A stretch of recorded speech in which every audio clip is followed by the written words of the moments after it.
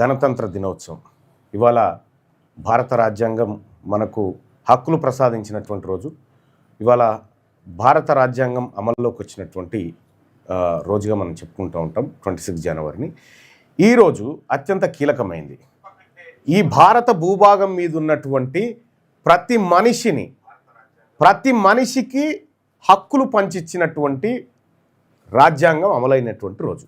ఒక మనుషులకే కాదు, ఈ భూమి మీద ఉన్నటువంటి ప్రతి జీవికి. కుక్కను బహిరంగంగా చంపితే కేసు, ఎందుకంటే దానికి హక్కులు ఇచ్చింది గవర్నమెంట్, ఏది రాజ్యాంగం. కుక్కలను కానీ చీమకు కూడా ప్రతిదానికి భారత రాజ్యాంగం హక్కులు ఇచ్చింది. సో అటువంటి గొప్ప రోజు. అంతకంటే ముందు మనం ఎవరు తనినా పట్టించుకుంటోడు లేడు, కేసులు పెట్టేవాడు లేడు, ఏం లేదు. తంతర్వా అట్లేదు అంతరు అనేది రాజ్యాంగం వచ్చినాక అట్టెట్టదంతవు రాని కాడికి వచ్చింది అన్నట్టు. రాజ్యాంగం అది తీసుకొచ్చింది. అయితే భారత రాజ్యాంగం అమల్లోకి వచ్చింది. కానీ రాజ్యాంగం అమల్లోకి వచ్చిన తర్వాత కూడా ఇవాళ ఈ దేశం పరిస్థితి ఎక్కడి నుంచి ఎక్కడికి పోయింది? ఈ దేశంలో సంపద లేదా? ఈ దేశంలో వనరులు లేవా? ఈ దేశంలో మానవ సంపద లేదా? మేధావులు లేరా? అంటే అన్నీ ఉన్నారు, కానీ దరిద్రమైన పాలకులే ఈ దేశానికి పెట్టిన శని. ఆ రోజు బాబాసాహెబ్ అంబేద్కర్ గారు ఈ సమాజాన్ని ఉద్దేశించి ఈ సమాజ లోతుపాతులు తెలుసుకొని వారికి ఏ హక్కులు కావాలి, ఎట్లా బ్రతకాలి, ఈ దేశం ఎట్లా ముంగడిపోవాలనేటువంటి అనేకమైనటువంటి ఒక విస్తృతమైన ఆలోచనల మధ్య భారత రాజ్యాంగం నిర్మాణమైంది. కానీ ఇవాళ పరిస్థితి చాలా దారుణంగా ఉంది. అమలైన తర్వాత నుంచి ఈ రోజు వరకు 26 జనవరిలో ఎన్నో పోయినాయి కదా. ఈ సందర్భంలో ఎక్కడన్నా ఈ దేశంలో ఉన్నటువంటి యువతను ఒకసారి చూసుకోండి, దేశం ఆర్థిక స్థితిగతులు చూసుకోండి, సామాన్యుల పరిస్థితి చూసుకోండి. చంద్రబాబు నాయుడు గారు నిన్ననో మొన్న స్టేట్మెంట్ ఇచ్చిండు, ఈ దేశంలో నన్ను మించిన సీనియర్ లీడర్ లేడు, సీనియర్ పొలిటీషియన్ లేడు అన్నాడు. నువ్వు ఏలుబడి చేసినటువంటి ఈ తెలంగాణ రాష్ట్రంలో, అటు ఉమ్మడి ఏపీలో లేదంటే ఇప్పుడున్నటువంటి ఏపీలో రేషన్ కార్డుల సంఖ్య పెరుగుతుందా? కంట్రోల్ బియ్యం తినేటోళ్ళ సంఖ్య పెరుగుతుందంటే దాని అర్థం ఏంది? పేదోళ్ళు పెరుగుతున్నట్టే కదా లెక్క. కంట్రోల్ బియ్యం పెరుగుతూ ఉంది, తెల్ల రేషన్ కార్డులు పెరుగుతూ ఉన్నాయి అంటే దాని అర్థం ఏంటంటే దేశం దివాలా తీస్తూ ఉంది, ఇంకా పేదరికంలోకి పోతుందని దాని అర్థం. మీరు చెప్తున్నటువంటి జిఎస్డిపిలు, తర్వాత పర్ క్యాపిటల్ ఇన్కమ్లు, ఇవన్నీ కేవలం కాకి లెక్కలు మాత్రమే. వాస్తవాలు వేరేగా ఉన్నాయి. ఈ భారత రాజ్యాంగం బీసీలకు, మరి ముఖ్యంగా వెనుకబడిన తరగతులకు సౌకర్యాలు కల్పించడంలో కొంత విఫలమైందనేది మాత్రం వాస్తవం. మా వర్గాల నుంచి ఆ ఆందోళన ఉంది. ఆ రోజుల్లో పూర్తి అస్పృశ్యతను ఎదుర్కొంటున్నటువంటి ఎస్సీ ఎస్టీలకు భారత రాజ్యాంగం రిజర్వేషన్ కల్పించింది చట్టసభల్లో. కానీ బీసీలకు అటువంటి ప్రయత్నం చేసినా ఎవరు కూడా దాన్ని మాట్లాడనివ్వలేదు. జవహర్లాల్ నెహ్రూ గారు అయితే ఆ టాపికే ఎత్తొద్దని చెప్పిండు. ఆ తర్వాత అనేక సార్లు కాంగ్రెస్ పార్టీ బీసీలను మోసం చేస్తూనే ఉంది. ఇప్పుడున్న భారతీయ జనతా పార్టీ అదే కొనసాగిస్తూ ఉంది. ఇక్కడ మనం గమనించాల్సినటువంటి అంశం ఏంటంటే, బీసీలకు చట్టసభల్లో రిజర్వేషన్ కావాలని దశాబ్దాల నుంచి అనేక పోరాటాలు జరిగినాయి. మండల్ కమిషన్ రిపోర్ట్ని ఇంప్లిమెంట్ చేయాలని మన కాన్శీరామ్ గారు 48 రోజులు దీక్ష చేపట్టిండు పార్లమెంటు ముంగడ కూర్చొని. అయినా కూడా ఈ దేశం చలించలే. ఈ దేశంలో అత్యంత వెనకబడిన వర్గాలుగా బీసీలు మిగిలిపోయినారు. అందుకోసమే బీసీలకు కూడా చట్టపరమైనటువంటి చట్టసభల్లో ఖచ్చితంగా రిజర్వేషన్ రావాలి. ఈ రేవంత్ రెడ్డో, జానారెడ్డో, ఈ ఉమ్మా జకా వీళ్ళు ఇద్దరు చేతరు, అదంతా ఒట్టి మాట వీళ్ళతో కాదు. వీళ్ళు ఎంతసేపు ఉన్నా బీసీల మీద బండెత్తేస్తాను తప్ప దేనికి పనికిరాడు. కానీ ఇదే భారత రాజ్యాంగం బీసీలకు ఏమిచ్చింది, రెడ్లకు వెలమలకు ఏమిచ్చింది ఒకసారి చూడాలి మనం. 27% రిజర్వేషన్ ఓబీసీలకు, 27% రిజర్వేషన్. అది ఉద్యోగాలలో మళ్ళీ విద్యా సంస్థలలో కూడా మొన్న వచ్చింది, 2006 ఏమొచ్చింది. కానీ అంతకుముందుకు లేదు. బీసీలకు రిజర్వేషన్ ఇస్తా అంటే కోర్టు గుండెలు బాదుకుంటుంది, ఈ అగ్రవర్ణ నాయకులు గుండెలు బాదుకుంటారు. అట్లెట్లు ఇస్తారు, ఆగమైపోతుంది, టాలెంట్ మిస్ అవుతుంది, ఇవన్నీ చెప్తా ఉంటారు. కానీ అగ్రవర్ణాలకు రిజర్వేషన్ ఇచ్చే కాడ ఎంత దారుణమైన రిజర్వేషన్ అమలవుతా ఉందో ఒకసారి మనం ఈ లెక్క చూసుకున్న తర్వాత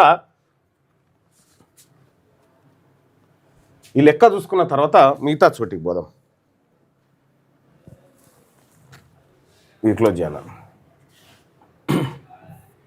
ఇప్పుడే జెండా ఆవిష్కరణ జరిగింది మా కార్యాలయంలో. అది ఇంటూ మార్క్ క్లోజ్ రైట్. ఇది ఈ దేశంలో ఈడబ్ల్యూఎస్ పేరు మీద దొంగతనంగా అప్పర్ క్యాస్ట్ వాళ్ళు వాడుకుంటున్న రిజర్వేషన్. వీళ్ళు 50% స్లాబ్ దాటినా ఏం కాదు, కానీ బీసీలు దాటొద్దట. ఇక్కడ మనం గమనించుకోవాలి, మొత్తం ఓసీ జనాభా డోర్ క్లోజ్, మొత్తం ఓసీ జనాభా 5% ఉన్నప్పుడు, 5% ఉందనుకుందాం, 5% ఉంటే ప్రతి 100 మంది ఓసీలలో 95 మంది పైసలు ఉన్నోళ్ళే, 5 మాత్రం పేదోళ్ళు ఉన్నారు అనుకుందాం. ఈ పేదోళ్ళకి 5 కోసం రిజర్వేషన్ అంటే ఎంత? రాష్ట్ర జనాభాలో వాళ్ళ పర్సంటేజ్ ఎంత అవుతుంది? 0.25 అవుతుంది. 0.25 వాళ్ళకి 10% రిజర్వేషన్. పోనీ వాళ్ళ జనసంఖ్య అందులో 90 మందికి పైసలు ఉన్నాయి, 10 మంది దగ్గర లేవు అనుకుందాం. ఆ 10 మంది జనాభా కూడా రాష్ట్ర జనాభాలో ఎంత అవుతుంది? 0.50%. ఆ 0.5%కు 10% రిజర్వేషన్. ఇక్కడ పోనీ ఓసీలలో 80 మంది దగ్గర పైసలు ఉన్నాయి, 20 మంది దగ్గర లేవనుకుందాం. 20 మంది పేదోళ్లకు ఈడబ్ల్యూఎస్ ఇస్తున్నారు అనుకుందాం. వీళ్ళ సంఖ్య ఎంత అవుతుంది? 1% అవుతుంది. 1% అనికి 10% రిజర్వేషన్. పోనీ వాళ్ళ ఓసీలలో ప్రతి 100 మందిలో 70 మంది దగ్గర పైసలు ఉన్నాయి, 30 మంది దగ్గర లేదనుకుందాం. వీళ్ళు రాష్ట్ర జనాభాలో ఎంత అవుతారు? 1.50% అవుతారు. కానీ 1.50% వాళ్ళకి ఎంత పర్సెంట్ రిజర్వేషన్? 10% రిజర్వేషన్. ఇక్కడ పోనీ ఓసీలలో ఇంకా ఎక్కువ పేదలు ఉన్నారా అనుకుందాం. 160 మంది దగ్గర పైసలు ఉన్నాయి, 40 మంది దగ్గర లేవనుకుందాం. ఈ 40 మంది రాష్ట్ర జనాభాలో ఎంత అవుతారు? 2% అవుతారు. ఈ 2% పబ్లిక్ ఎంత ఇస్తున్నారు రిజర్వేషన్? 10%. ఇక్కడ పోనీ 50% మంది పేదోళ్ళే ఉన్నారు రెడ్లల్లో వెలమల్లో అనుకుందాం. వాళ్ళకు 50% మంది పేదోళ్ళు ఉంటే 50% మంది ధనవంతులు ఉన్నారు. ఈ 50% మంది రాష్ట్ర జనాభాలో ఎంత అవుతారు? 2.5%. 2.5% వాళ్ళకి ఎంత రిజర్వేషన్? 10%. ఒక్కనొగనికి 4 రిజర్వేషన్లు అన్నట్టు ఈ లెక్కన. అంతే, ఒక్కనొగనికి 4. పోనీ వీళ్ళు 5% ఉన్నప్పుడు ఈ లెక్క అనుకుందాం. ఓసీ జనాభా అంతకంటే ఎక్కువ మేము 10% ఉన్నాం అన్నారు అనుకో. సరే, 10% ఉంటే ప్రతి 100 మందిలో 95 మంది పైసలు ఉన్నోళ్ళు అనుకుందాం, 5 లేవనుకుందాం. ఈ లేని 5 ఎంత రిజర్వేషన్ ఇస్తా ఉన్నారు? 10%. ఇక్కడ 90 మందిలో పోనీ 50 మంది అనుకో, 50 మంది పేదవాళ్ళు ఉన్నారు, 50 మంది ధనవంతులు ఉన్నారా మా ఓసీలలో అనుకో. వాళ్ళు ఎంత అవుతారు? రాష్ట్ర జనాభాలో 5% అవుతారు. 5% మనకి 10% రిజర్వేషన్ ఎట్లా వస్తుంది? ఏం చేసినా కానీ పోనీ అయ్యా వాళ్ళు 15% ఉన్నారనుకో. రేవంత్ రెడ్డి చెప్పిన లెక్క ఇదే, 15% ఉన్నారనుకుందాం. 15% ఉంటే ప్రతి 100 మందిలో 95 మంది దగ్గర రెడ్ల దగ్గర పైసలు ఉన్నాయి అనుకుందాం, వెలమల దగ్గర. అందులో 5 దగ్గర లేవనుకుందాం. ఈ 5 ఎంత అవుతారు? రాష్ట్ర జనాభాలో 0.75% అవుతారు. 1% లేని వాళ్ళకు 10% రిజర్వేషన్. ఇక్కడ పోనీ ఇదే అగ్రవర్ణ పేదలలో 70% మంది దగ్గర పైసలు ఉన్నాయి, 30 మంది దగ్గర లేవనుకుందాం. ఈ 30% మంది రాష్ట్ర జనాభాలో ఎంత పర్సెంటేజ్ అవుతారు? 4.50 అవుతారు. 4.50 వారికి 10% రిజర్వేషన్. ఎంతకంటే ఎక్కువ లేదు అనుకోవడం కూడా కరెక్ట్ కాదు. పోనీ 50 సగానికి సగం పేదలు ఉన్నారని అనుకుందాం. సగానికి సగం పేదలు ఉన్నారని అనుకుంటే 50% మంది దగ్గర పైసలు ఉన్నాయి, 50% మంది దగ్గర లేవనుకుందాం. ఇప్పుడు రాష్ట్ర జనాభాలో వీరి పేదవాళ్ళ ఈడబ్ల్యూఎస్ అర్హుల శాతం ఎంత అవుతుంది? 7.50. 7.50 వానికి 10% రిజర్వేషన్. వీళ్ళ లెక్క ప్రకారమే 7.5 10% రిజర్వేషన్ ఎట్లా వస్తుంది? 50% మంది ఉంటే కదా, 50% మంది ఉంటే అది ఉంటే కూడా వాళ్ళు కేవలం 0.75% అంటారు. 0.75% వాళ్ళకి 10% ఈడబ్ల్యూఎస్ రిజర్వేషన్ అమలు అవుతా ఉంది. ఈ దేశం, ఈ రాజ్యాంగం వాళ్ళకి ఇచ్చింది. ఈ రాజ్యాంగాన్ని వాళ్ళు కమ్మలు మార్చుకున్నారు, వాళ్ళు చింపేసుకొని కొత్త కమ్మలు రాసుకున్నారు ఈ రాజ్యాంగంలో. ఇదే బీసీలకు మాత్రం 162% ఉన్న బీసీలకు 27% రిజర్వేషన్. 162 ఉన్నోనికి 27%, 27 ఇస్తున్నారా? 5 లేనోనికి 10%. 27 కూడా లేదు. ఇది భారత రాజ్యాంగం ఇస్తున్న రిజర్వేషన్ విధానం.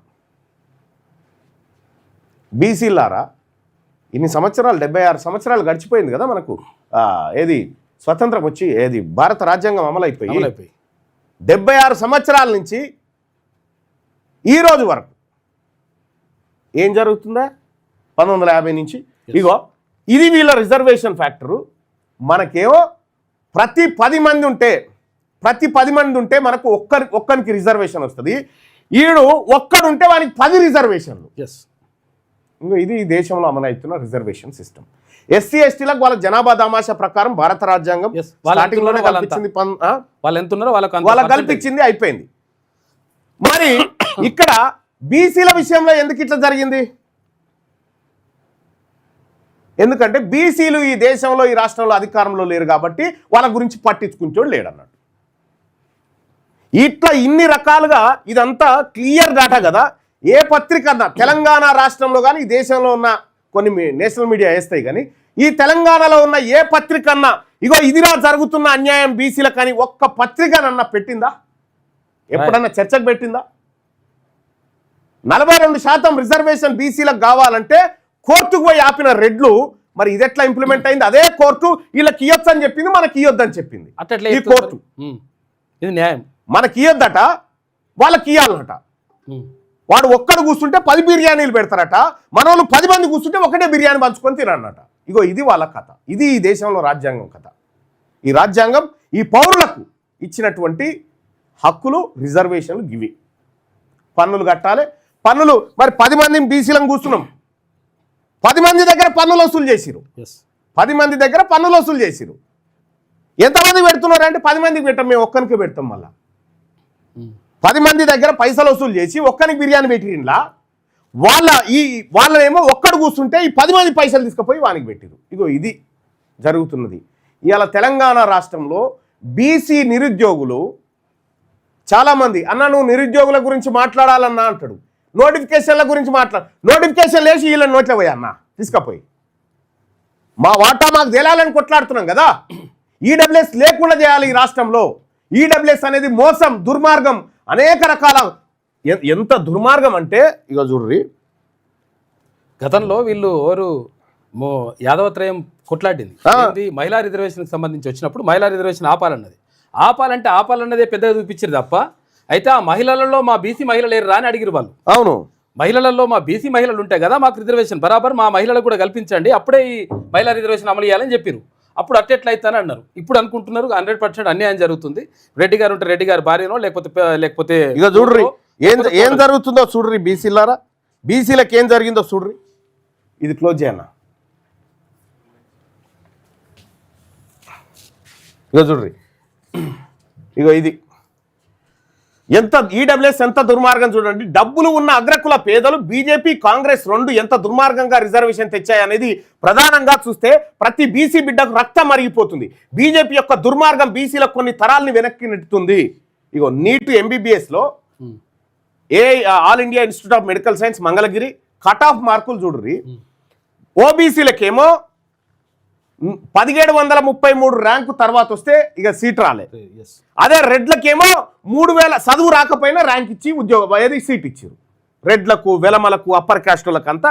ఇగో ఓబీసీ వాళ్ళకు 2500 పైకి ర్యాంక్ వస్తే లేదు ఇక సీటు. అదే ఈడబ్ల్యూఎస్ వాళ్ళకు 4000 దాకా వచ్చినా రెడ్లకు, వెలమలకు ఇచ్చేసారు. ఇగో ఇది మన బతుకు. డబుల్. నేను అడుగుతా ఉన్నా, మన బీసీ బిడ్డల కంటే 1525 ర్యాంక్ ఎక్కువ వచ్చిన సీట్స్ పొందిన అగ్రకులాల వాళ్ళు పేదలంట. ఇది ఎంతమందికి తెలుసు? గొర్రెలు మాదిరిగా ఆలోచన లేకుండా ప్రశ్నించడం చేతగాని మన బీసీ రాజకీయ నాయకులు, మేధావులు, చదువుకున్న విద్యావంతులైనా మన ఈ సమాచారాన్ని మన వర్గాలకు వివరంగా చెప్పండి. మన వాటా భాగం మనకు రావాలి. మోసం చేస్తున్న అగ్రకుల పార్టీల రాజకీయం గురించి అందరికీ అర్థమయ్యేలా చెప్పండి. మీరు చెప్తుంది ఇదే కదా. ఏదిరా మా వాటా అని అడుగుతా ఉన్నాం. ఇప్పుడు నేను అడుగుతా ఉన్న నిరుద్యోగ సోదరులను నోటిఫికేషన్ వేసి ఈడబ్ల్యూఎస్ భర్తీ చేయమంటారా? దేనికోసం చేయమంటారు? మా బీసీ బిడ్డలు 10 మంది ఎక్కువ ఎస్ఐలు అయితే తప్ప, 10 మంది ఎక్కువ ఎంఆర్ఓలు అయితే తప్ప, 10 మంది టీచర్లు ఎక్కువ అయితే తప్ప, 10 మందికి ఎక్కువ అవకాశాలు వస్తే తప్ప అన్యాయంగా ఈడబ్ల్యూఎస్ పేరు మీద దోచుకుంటా ఉంటే నోటిఫికేషన్లు వేయాలని చెప్పి ఈ అగ్రకుల పార్టీలు చెప్తా ఉంటే ఈ పోరగాళ్ళు 2-3 తిరుగుతూ ఉన్నారు. నోటిఫికేషన్లు వేయాలి. ఎప్పుడు వేయాలి? ఈడబ్ల్యూఎస్ను తీసేసేయాలి. మొన్న చూడలే గ్రూప్ 2లో, గ్రూప్ 1లో ఏం జరిగిందో? మొత్తం రెడ్లు 172 మంది రెడ్లు దొరబడ్డారు. దాంట్లో రెడ్లు, వెలమలు 172 మంది అలా దొరబడ్డారు. 563 పోస్టులలో 172 మంది రెడ్లే దొరబడ్డాడు. విషయం ఏంటంటే ఒక విద్యార్థికి సార్ చదువు చెప్పిండు, వాడంతా లావర్సిగా తిరిగి పెద్ద పట్టించుకోలే. ఆ తిరిగిన రెడ్డి అని పోరానికి వచ్చింది, చదువు చెప్పిన సార్కు రాలే గ్రూప్ 1 ఉద్యోగం. చాలా మంది జరిగింది ఇది. వానికి చదువు రాదు, వానికి గ్రూప్ 1 వచ్చింది, వానికి చదువు నేర్చుకోరా అని మొత్తం పుస్తకాలన్నీ పఠనం చేసిన సార్కు రాలే గ్రూప్ 1. నేను చెప్తా ఉన్నా నిరుద్యోగ సోదరులారా, ఇక్కడ ఏవైతే ప్రేరేపిత ఉద్యమాలు జరుగుతాయో వాస్తవాన్ని గ్రహించండి. ఇక్కడ ఈడబ్ల్యూఎస్ను ఖతం చేయకపోతే ఎన్ని నోటిఫికేషన్లు వేసినా నీకు ఏమొస్తుంది? ఫస్ట్ ఈడబ్ల్యూఎస్ను అంతం చేయాల్సిందే, లేదా మా వాట మాకిరి, మా పాలు మాకిచ్చేరి. మీరు చెప్పిన దానికి మా లెక్కలు కులగణలో లెక్కలు జరిగి 56 ఇచ్చేరు మాకు, మా 56 మాకు ఇచ్చేరి. మీరు ఇయ్యారని మాకు తెలుసు, అందుకోసమే తీసుకోవడానికి వచ్చినాం.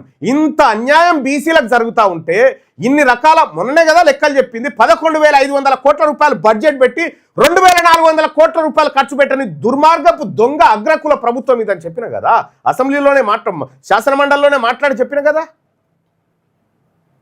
ఆర్థిక దోపిడీ, విద్యా దోపిడీ, ఉద్యోగ దోపిడీ, రిజర్వేషన్ల దోపిడీ, సామాజిక దోపిడీ, ఇవన్నీ మా చుట్టూ పెట్టి అగ్రకులాలకు ఇస్తేనేమో వాళ్ళకి ఇవ్వాలన్నట. వాళ్ళకి ఈడబ్ల్యూఎస్ రిజర్వేషన్ ఇవ్వచ్చు అని సుప్రీంకోర్టు చెప్తుంది. ఈడబ్ల్యూఎస్ వాళ్ళకి రిజర్వేషన్ ఇవ్వచ్చు అండి వాళ్ళకట. ఈ ఈడబ్ల్యూఎస్ అంటే ఏందట అంటే పేదోళ్ళట. బీసీలలో పేదోళ్ళు లేరా? తిండి గతిలో ఎస్సీలలో లేరా? ఎస్టీలలో లేరా? వాళ్ళకి మల్లర్లో లేదట. ఈడబ్ల్యూఎస్ కోట ఓన్లీ రెడ్లకు వెలమలకు వీళ్ళకి మాత్రమే. వీళ్ళకి బీసీలు ఎస్సీలు ఎస్టీలు రావద్దట. మళ్ళా ఓపెన్ కేటగిరీలో ఉన్న 50% నుంచి 10% కట్ చేసి వాళ్ళకి ఇచ్చిరు. అంటే బీసీలకు ఓపెన్ కేటగిరీలో కొట్టుకునేటువంటి అవకాశాలు తగ్గించి వాళ్ళకు దోషిపెట్టింది ఈ ఈడబ్ల్యూఎస్ అనేది చాలా ప్రమాదకరం. ఈ ఈడబ్ల్యూఎస్ను ఖతం చేస్తుంది తెలంగాణ రాజ్యాధికార పార్టీ. అర్హులైన పేదలు ఎవరన్నా ఒకటి అరా ఉంటే వాళ్ళ కోసం ఆలోచిస్తాం, కానీ ఈడబ్ల్యూఎస్ ఎట్టి పరిస్థితుల్లో మా బీసీ నిరుద్యోగులకు కానీ బీసీ ప్రజలకు కానీ ఎట్టి పరిస్థితుల్లో న్యాయం చేయదు.